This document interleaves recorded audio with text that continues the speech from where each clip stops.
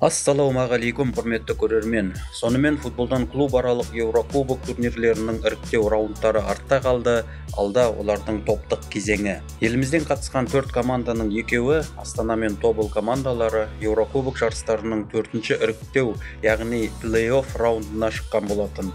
Ал Ордабасы командасы конференциялар лигасының 2-ші іріктеу раундында Польшаның Легия командасынан өте алмаса, Ақтөбе командасы осы турнирдің 3-ші іріктеу раундында Румыниялық Сепси командасынан өте алмай қалды. Еліміздің чемпионы елордалық Астана командасы Еурододаны чемпиондар лигасынан бастаған болатын. Одан кейін Хорватияның Динамо Загреб командасынан ұтылып, Еуропа лигасына төмендеді. Және онда Болгарияның Лудогорец командасынан ұтылып, тағы да төмендеп, конференциялар лигасының 4-ші іріктеу раундында Албаниялық Партизани командасымен кездесті. Бұл текетірестің бірінші ойыны Астана аренада өтті. Жұп фавориті қазақстандық команда болған еді. Алайда олар өз алаңында қарсыласын жеңгенімен есеп бар жоғы 1-0 болды. Бұл Астанаға қонақта қиындық тудыратын, ал Партизаниға турнирдің келесі кезеңіне өтуге үміт сыйлаған есеп еді. Астанада өткен ойында алаң иелері басым болды. Олар бірінші номермен ойнады, толассыз шабуылдар жасады. Бұл ойында Астананың 1 емес 3 голы офсайдқа байланысты есепке алынбады. Ойындағы жалғыз гол 41-ші минутта салынды. Оның авторы Астананың жартылай қорғаушысы босниялық Степан Лончар. Дегенмен албаниялықтар да өткізген голдан кейін қауіпті шабуылдар жасады. Бірақ 1-0 есебі ойынның соңына дейін өзгермеді.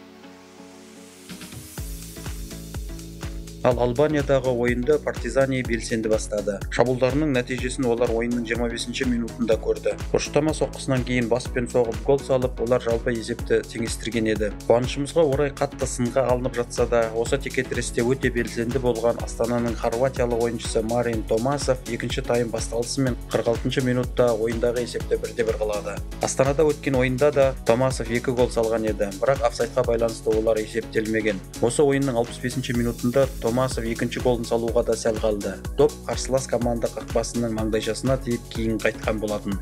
Албанияда Астанаға шынымен де қиын болды. Сөйтсе де олар өздеріне қажетті есепке қол жеткізіп, турнирдің келесі топтық кезеңіне өтті. Еурододадағы еліміздің 2-ші үміті Қостанайлық Тобыл Еуро жорығын конференциялар лигасының 1-ші раундынан бастаған болатын. Ал Ордабасы мен Ақтөбе командаларының оны 2-ші раундтан бастағанын айта кетейік. Турнирдің алғашқы 3 раундында Тобыл жеңген командалардың ішінде азулы да атақты швейцариялық Базелдің де болғанын атап өтелік. Ал 4-ші плей-офф раундында Тобылдың қарсыласы футболдан хабары барлардың бәрі білетін Чехияның тәжірибелі Виктория Плзен командасы болды. Текетірестің 1-ші ойыны Қостанайда өтті. Әрине фаворит Виктория командасы болды. Дегенмен қостанайлықтар да қарап қалмады. Шабуыл жасады. Біраз гол салатын мүмкіндіктері де болды. Бірақ олары голдарға ұласпай жатты. Ал есепті 73-ші минутта чехиялық команда ашты. Гол авторы ұрымтал сәтті пайдаланған Викторияның бразилиялық ойыншысы Каду.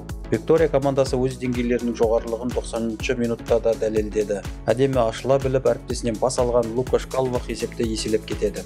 Бірақ біздің Тобыл берілмеді. Соңына дейін ойнады және ең соңғы секундтарда пенальти тебу құқығына ие болады. Оны Дебле сәтті орындап есепті қысқартады. Осы 1-2 есебі Қостанайда өткен бірінші матчтың қорытынды есебі болды. Қарымта матч қарсаңында Тобылдың кейбір ресейлік және белорусиялық паспорттары бар ойыншыларында санкцияларға байланысты Чехияға кіруде проблемалар болғанын айта кетейік. Ол футболшылардың мәселелері оңынан шешілді, бірақ олар Чехия еліне командамен бірге емес, бір күнге кешігіп барған еді. Бірден айтайық, Тобыл Чехияда 3-0 есебімен жеңілді. Бірақ оларға ешқандай реніш болмауы керек. Еуро турнирдің 1-ші раундынан плей-офф раундына дейін жетіп, елімізде олар құрмет абыройға ие болды. Виктория Плзен командасымен де тырысып әжептәуір ойын көрсетті. Чехия командасы ойындағы есепті 32-ші минутта ашады. Гол авторы Томаш Хори. Ал 2-ші таймда чехтар есепті еселейді. Тобылдың айып алаңында ашық қалған Виктория командасының нигериялық шабуылшысы Дурасинми баспен соғып гол салады. Ал ойынның соңғы секундтарында қабылдаушы команданың тағы бір африкалық ойыншысы Ибрагим Трауре Тобыл қақпасына 3-ші голды салады. Жалпы есеп 5-1 Чехия командасының пайдасына. Тобыл осы жерде Еурокубок жарысынан шықты.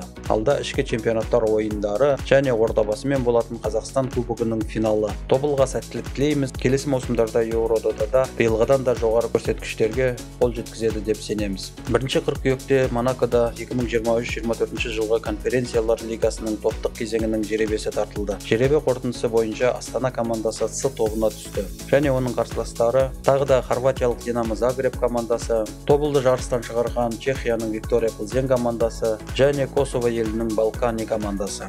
Топтық кезеңнің ойындары 21 қыркүйектен 14 желтоқсанға дейінгі аралықта өтеді. Осы дүбірлі жарысқа қатысатын еліміздің жалғыз өкілі Астана командасы тобындағы Динамо Загреб және Виктория Плзен командаларынан өзі және тобыл үшін өш алады деп сенеміз. Әрине, спорттық мағынада айтып отырмыз.